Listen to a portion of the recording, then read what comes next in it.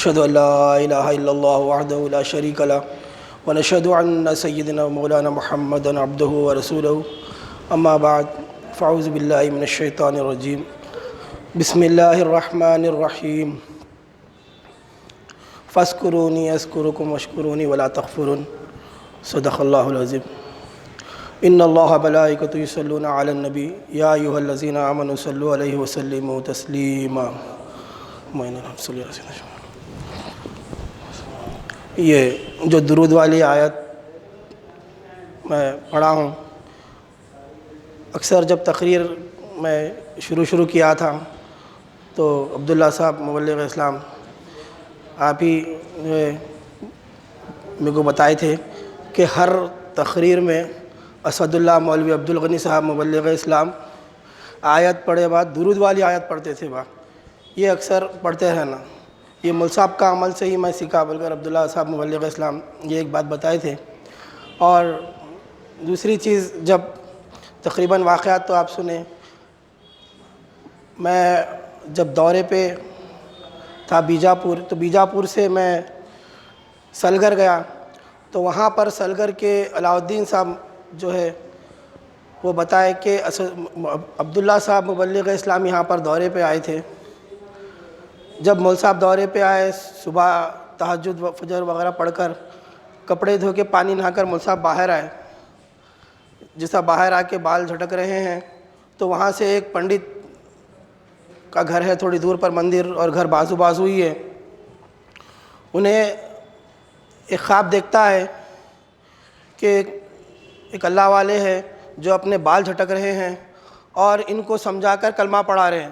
وہ خواب میں ہی دیکھ رہا، گھر میں آ کے سمجھا کے کلمہ پڑھا رہے بول کر۔ تو وہ جیسا وہ باہر نکلا تو خواب دیکھا تو مول صاحب بھی وہیں پر ٹھہرے ہوئے ہیں، اور وہی چہرہ، وہی جو خواب میں بتایا گیا منظر وہی ہے۔ تو انہیں گھر کو لے کر گیا، لے جا کر یہ پورا واقعہ سنا کر مول صاحب اس کو سمجھا کر کلمہ پڑھاتے بول رہا ہے کہ تم، جیسا مول صاحب یہ واقعہ بولے کہ تم گواہ رہنا، وہی پنڈت بھی وہی بات بتا کہ تم گواہ رہنا۔ تو سلگر والے آج بھی وہ واقعہ، اکثر جو بھی تقریباً مبلغین جاتے ہیں تو یہ میرے سلگر کا یہ واقعہ ہے بول کر انہوں سب سے پہلے یہی واقعہ سناتے ہیں عبداللہ صاحب کا۔ اور ایک چیز، جب مول صاحب کا انتقال کا وقت قریب آیا، میں اور مولوی مختار صاحب ہم ناندیڑ میں تھے، اور ناندیڑ میں ایسی حالت میں ہے کہ ہم دورہ آگے کر ہی نہیں سکتے، نہ پیچھے جا سکتے نہ آگے جا سکتے، کیونکہ مول صاحب کو بہت بخار خطرناک ہے، بائک پہ ہم دورہ کریں۔ اب مول صاحب کو بہت بخار ہے، اور یہاں سے فون آیا کہ مول صاحب کی طبیعت ایسا سیریس ہو گئی، اور ہم جو ہے مول صاحب کی بھی بخار بہت ہے، اب آگے دورہ کیا کرنا۔ مول صاحب بولے چلو کچھ نہیں ہوتا، اپن واپس چلے جائیں گے۔ اب وہاں سے ہم جو ہے پھر چند 6-7 گھنٹے سفر کر آئے، تو یہاں پر عالم ایسا ہے، نہ سانس اوپر جا رہی نہ نیچے جا رہی، آتے ہی پورا گھر ہمارے کو لپٹ گیا۔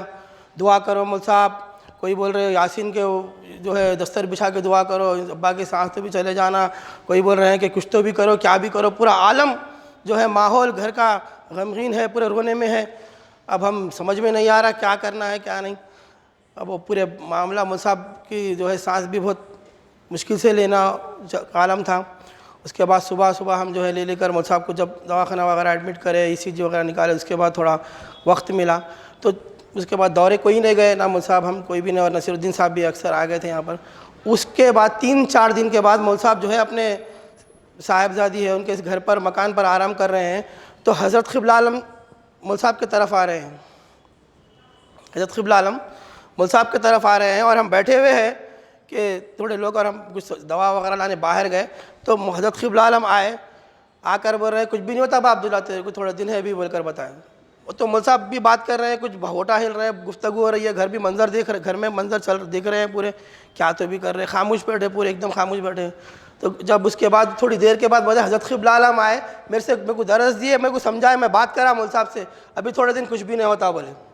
پھر اس کے بعد جب مول صاحب کا انتقال ہونے کو جو ہے ایک دن ہے، تیسرا عرس شریف کا تیسرا دن ہے، تیسرا یا چوتھا دن ہے، تو اس وقت جو ہے فجر کا وقت ہے۔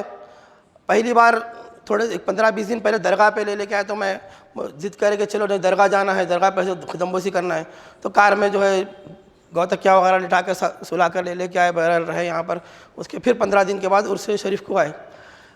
آگے بعد اب وہاں پر جو مول صاحب اب رہ رہے ہیں مولوی نصیر الدین صاحب مبلغ اسلام کے جو گھر میں مکان تھا وہاں پر رہے بعد جو ہے فجر کا وقت ہے، فجر کی اذان ہو گئی، اس کے تھوڑی دیر کے بعد بات چیت کر رہے ہیں، ٹھہرے ہوئے ہیں، ایسا ٹھہر کے بات چیت کر رہے ہیں. ارے انہوں کس سے بات کر رہے ہیں، پورا پریشان ہے پورے. اب اس کے بعد بولے مولانا مول صاحب بولے میرے کو آ کے بات کرے. مولانا مول صاحب بولے عبداللہ میں تیرا انتظام کر دیا. بولے جو مول صاحب کے دل میں ڈالے، جو مول صاحب بولے، بلکہ مہدی علی مول صاحب مبلغ اسلام نہیں بولے، بلکہ مولانا مول صاحب آپ کے اندر سے بولے. کیوں؟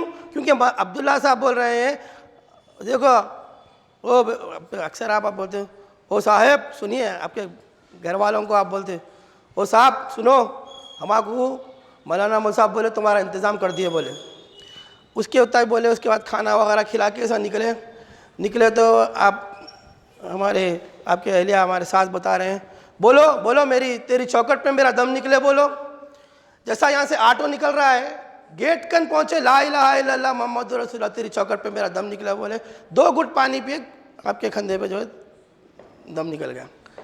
تو بہرحال جو مول صاحب کا معاملہ رہا، اکثر ہر وقت یہی 2 سال پہلے سے بھی یہی بولتے ہم چل جا رہے، ہماری بات یاد رکھنا. 2 سال سے یہی بات بولتے تھے کہ پہلے کئی سالوں بعد سمجھاتے تھے، مگر کبھی یہ بات نہیں بولتے دیکھو صاحب ہم سمجھاتے، ہماری بات تم یاد رکھتے رہنا، ہم چل جاتے. 2 سال سے یہی ایک ہی بات ہے. بہرحال وقت کی کمی ہے. خواجہ مول صاحب مبلغ اسلام بھی اپنے خیالات کا اظہار کریں گے. وآخر دعوانا الحمدللہ رب العالمین.